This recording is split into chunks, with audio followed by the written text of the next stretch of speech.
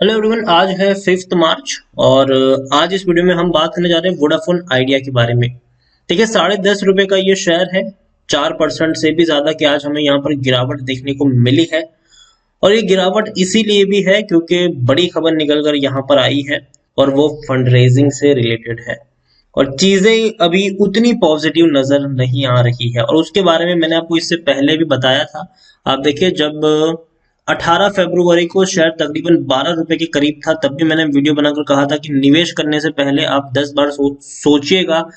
अच्छा शेयर है, लेकिन हाल फिलहाल का जो वक्त है वो मुझे निवेश के हिसाब से सही नहीं लग रहा है क्योंकि दो तीन चीजें अभी भी यहाँ पर क्लियर नहीं है। इतना ही नहीं, 26 फरवरी को जब ₹11.5 के आसपास शेयर था, तब भी मैंने अवॉइड करने की सलाह दी थी क्योंकि मुझे कुछ चीजें अभी भी है जिसके बारे में हमें जानना जरूरी है। खास करके चीजें फंड रेजिंग को लेकर है और उसके अलावा जो पहली किश्त इनको चुकानी है 5,000 करोड़ की AGR की, उसके बारे में भी है। तो हम आज भी डिस्कस करेंगे कि ₹10.5 का ये शेयर क्या अभी भी खरीदारी के लिए सही है कि नहीं, या और फर्दर गिरावट हमें यहाँ पर देखने को मिल सकती है। उन सारी चीजों के बारे में इस वीडियो में हम डिस्कस करेंगे, लेकिन उससे पहले अगर आपने अभी तक चैनल को सब्सक्राइब नहीं किया है तो प्लीज अभी इसे सब्सक्राइब कर लीजिए क्योंकि आगे भी बहुत सारे वीडियोस हैं जो आपको काफी ज्यादा हेल्प करेंगे। उसके साथ साथ अगर आपने अभी तक मेरी टेलीग्राम चैनल को सब्सक्राइब नहीं किया तो उसको भी सब्सक्राइब करना मत भूलिएगा, लिंक आपको डिस्क्रिप्शन में मिल जाएगा। तो बात करते हैं वोडाफोन आइडिया की। ₹10.5 का शेयर है। गिरावट आई है यहाँ पर एक महीने में, अगर हम देखें तो पिछले एक महीने में 12% टूटा है ये शेयर। ₹13 से टूटकर नीचे आया, फिर बाउंस बैक किया, फिर वापस गिरावट की तरफ गया। एक साल में अगर हम देखें तो एक साल में अभी भी 200% का ग्रोथ है। ₹3 का शेयर था, बड़ी तेजी आई, ₹12 तक पहुंचा, वापस टूट गया ₹8 से नीचे, फिर तेजी आई, दोबारा ₹12 तक पहुंचा, दोबारा गिरावट आई, दोबारा तेजी आई और इस बार ये पहुंच गया 13 साढ़े 13 रुपए पर। लेकिन अब फिर से गिरावट के बादल यहाँ पर छाए हुए हैं क्योंकि फंड रेजिंग को लेकर जो खबरें थी अब वो कहीं ना कहीं नेगेटिव बन रही है। यहाँ पर आप देख सकते हैं कि वोडाफोन आइडिया का जो फंड रेजिंग प्लान है उस पे गड़बड़ी मतलब हो नहीं पा रही है डील। यही है। यहाँ पर देखिए, telecom giant Vodafone Idea plan to raise fund through, आप देखिए अलग अलग लेंडर्स से है, चाहे वो एक है ओक हिल जो है। अब उनसे जो फंड रेजिंग की जो टर्म्स है वो कहीं ना कहीं मीट नहीं हो पा रही है और ये एक्चुअली इकोनॉमिक्स टाइम्स की रिपोर्ट है। यहाँ पर देखिए कि Vodafone Idea talks with Oak Hill consortium have not led to binding agreement as there were unsolved issue around funding terms. देखिए, फंडिंग को लेकर जो टर्म्स एंड कंडीशन है उसके लेकर अभी भी उनके कुछ अनसॉल्व इश्यूज है। हालांकि मनी कंट्रोल का ये आर्टिकल है, लेकिन मनी कंट्रोल ने ये भी कहा है यहाँ पर कि भैया हम इस रिपोर्ट को फुल्ली ये नहीं कहते कि भैया ये हमारी रिपोर्ट है, ठीक है, इसको हम वेरीफाई नहीं करते। मतलब उन्होंने खुद बोला है कि हम इसको वेरीफाई नहीं कर सकते हैं, ठीक है। आप देखिए, reportedly VI was in talk with, मतलब Vodafone idea is in talk with Oak Hill led consortium to ink the term of, आप देखिए $2 बिलियन, मतलब तकरीबन 15,000 करोड़ की फंड रेजिंग की यहाँ पर बातचीत चल रही थी। और इस 15,000 करोड़ की जो फंड रेजिंग थी इनके द्वारा आने की, अब उसमें से कंपनी का क्या प्लान था? कंपनी का भाई भैया कि 4G नेटवर्क को एक्सपांड करने का इनका प्लान था। और ये वही फंडिंग है जिसमें से 25,000 करोड़ की जो फंड रेजिंग ये करने वाले थे, उसमें से 15,000 करोड़ की फंड रेजिंग इनके द्वारा आने वाली थी। लेकिन अब इसके ऊपर थोड़े से बादल छाए हुए हैं कि भैया होगा कि नहीं। The deadline for exclusive talk with the group of potential lender, तो अलग अलग ग्रुप है जिसमें से ओक हिल है, पैसिफिक इन्वेस्टमेंट मैनेजमेंट है, सिक्स स्ट्रीट है, ट्विन पॉइंट कैपिटल है और वादरे पार्टनर्स है। और यहाँ पर प्रॉब्लम ये थी कि ये सारी चीजें 31 जनवरी से 28 जनवरी के बीच में बातचीत चल रही थी, लेकिन अभी तक कोई बड़ा अग्रीमेंट नहीं हुआ है। 31 जनवरी से 28 जनवरी के बीच में कई सारी बातचीत हुई, लेकिन अभी तक कोई बड़ा अग्रीमेंट नहीं हुआ है, कोई स्ट्रांगली अग्रीमेंट अभी तक नहीं हुआ है, मतलब फंड नहीं आया है।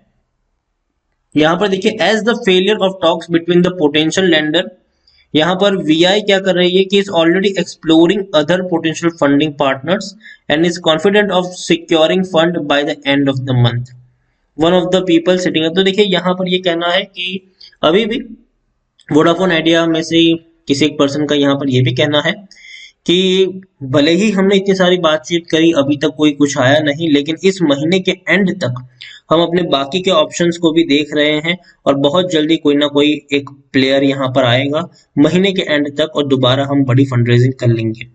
The person added that there is surplus cash with US funds and Indian telecom business outlook is looking up and surging data consumption। देखिए यहाँ पर उनका ये भी कहना है कि उनके पास ऑलरेडी काफी थोड़ा सा कैश पड़ा हुआ है और उसके अलावा जो ग्रोथ है वो भी बेहतर नजर आ रही है अभी वोडाफोन आइडिया में और टेलीकॉम बिजनेस में खास करके। तो ये उन्होंने बताया जरूर है, लेकिन एक बड़ी खबर ये भी निकल कर कि अभी तक फंड रेजिंग को लेकर कोई बड़ी अपडेट यहाँ पर नहीं आई है। अभी तक सिर्फ बातचीत चली है, लेकिन कोई पोटेंशियल बायर अभी तक सामने नहीं आया है जिन्होंने बड़ी फंड रेजिंग यहाँ पर, जिन्होंने बड़ा पैसा यहाँ पर लगाया हो। तो दूसरी बात यहाँ पर यह भी है कि वोडाफोन आइडिया में बहुत जल्दी जो पहली किस्त है एजीआर ड्यूज की तकरीबन 50,000 करोड़ का पैसा इनको चुकाना है टेलीकॉम डिपार्टमेंट को, जिसके लिए उनको 10 साल का वक्त भी दिया गया है। हर साल 5,000 करोड़ रुपए इनको चुकाने हैं और 5,000 करोड़ की पहली किस्त जो है वो इसी 31 मार्च से पहले की है। मतलब मार्च महीने से पहले, अप्रैल महीना आने से पहले इनको पहली किस्त चुका देनी है। अगर ये लोग किस्त नहीं चुकाएंगे 5,000 करोड़ की तो अगेन एक नेगेटिव पॉइंट साबित होगा ये इनके लिए और थोड़ी बहुत पेनल्टी भी लग सकती है इनको। तो चीजें उतनी बेहतर नजर नहीं आ रही है वोडाफोन आइडिया के लिए जब तक बड़ी फंड रेजिंग नहीं हो जाती यहाँ पर। देखिए लार्ज कैप शेयर है, 31,000 करोड़ से भी ज्यादा का मार्केट कैप है। एनएससी में देखेंगे तो 29 करोड़ से भी ज्यादा का वॉल्यूम ट्रेड भी देखने को मिल रहा है सिर्फ एनएससी में।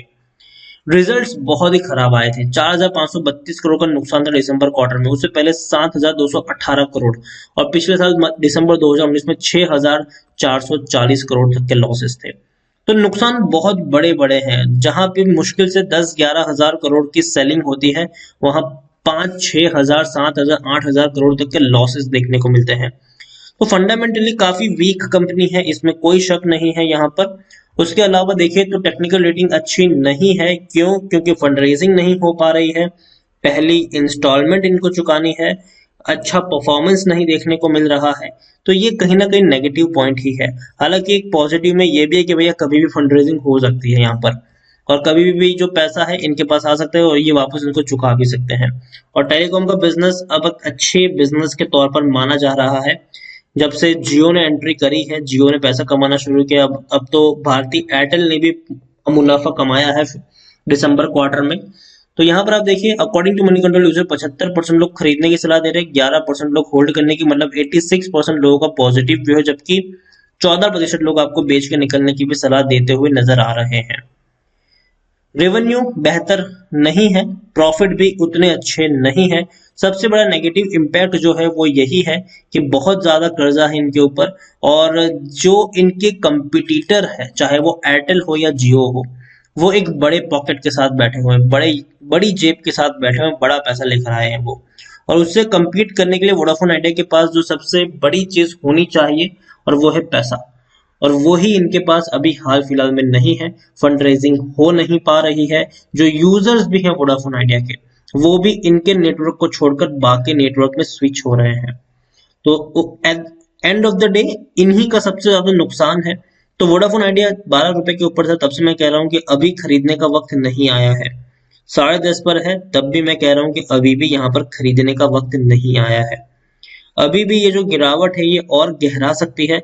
मैं तब तक यहाँ पर खरीदारी की रिकमेंड नहीं करूंगा जब तक पहली इंस्टॉलमेंट जो है 5,000 करोड़ की वो नहीं हो जाती, जब तक फंड रेजिंग के बारे में कोई ठोस सबूत, मतलब कोई ठोस हमें यहाँ पर प्लेयर सामने आता हुआ नहीं देखने को मिल जाता, कोई बड़ी रिपोर्ट नहीं देखने को मिल जाती, तब तक के लिए वोडाफोन आइडिया को मेरी तरफ से मैं कहूंगा कि वेट करें, जल्दबाजी मत करिए, खरीदने की कोई मौका छूटा नहीं जा रहा है। डेफिनेटली कंपनी बेहतर है, बढ़िया है, डूबने वाला शेयर नहीं है ये अभी भी।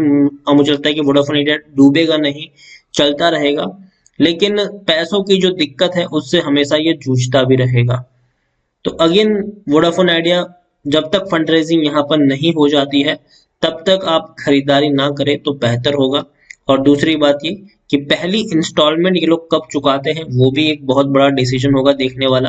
तो जब तक ये चीजें यहाँ पर क्लियर ना हो तब तक वेट एंड वॉच का ही मेरी तरफ से होगा तो बेहतर होगा। और बड़े बड़े ब्रोकरेज हाउस की भी कुछ अच्छी कमेंट्री यहाँ पर नहीं देखने को मिल रही है। अगर मैं आपको कुछ ब्रोकरेज हाउसेस के टारगेट प्राइस दिखाऊं तो वो बिकवाली के ही है, जिसमें से सबसे पहले एमकी ग्लोबल निकल कर आता है। बेचने की सलाह है और 5 रुपए का टारगेट प्राइस है। 5 रुपए का टारगेट प्राइस है, बेचने की सलाह है, और रीजन सिंपल है कि कंपनी के पास जो फाइनेंशियल्स है वो उतने स्ट्रांग नहीं है हाल फिलहाल में। दूसरा ब्रोकरेज फर्म है मोतीलाल ओसवाल, इनकी न्यूट्रल रेटिंग है और 11 रुपए का टारगेट प्राइस इन्होंने दिया हुआ है। तीसरा फर्म अगर हम देखें तो वो है आईसीआईसीआई डायरेक्ट, उनकी भी बेचने की सलाह है और 6 रुपए का टारगेट प्राइस है। गोल्डमैन सैच की हम बात करें तो उनका भी तकरीबन 3-4 रुपए का ही टारगेट प्राइस है। तो बड़े बड़े ब्रोकरेज हाउस से कोई बड़ी पॉजिटिव रिपोर्ट यहाँ पर नहीं है, ना ही कोई पॉजिटिव कमेंट्री है यहाँ पर। तो ओवरऑल वोडाफोन आइडिया के ऊपर प्रेशर रह सकता है आने वाले, ये मार्च महीना पूरा इस कंपनी के ऊपर सिर्फ और सिर्फ प्रेशर क्रिएट होने वाला है। तो कम से कम इस महीने तो मैं खरीदने की सलाह नहीं दूंगा जब तक सिचुएशन यहाँ पर क्लियर नहीं हो जाती है, तब तक तो अवॉइड करिए, यही सलाह, यही बेहतर होगा आपके लिए हाल फिलहाल में। तो वीडियो को यहीं पे एंड करूंगा। पसंद आया हो तो प्लीज लाइक करें, शेयर करें। चैनल पर अगर आप पहली बार आए तो प्लीज सब्सक्राइब करें, और वोडाफोन आइडिया के बारे में आप क्या सोचते हैं वो भी आप मुझे कमेंट में लिखकर बता सकते हैं। Thank you.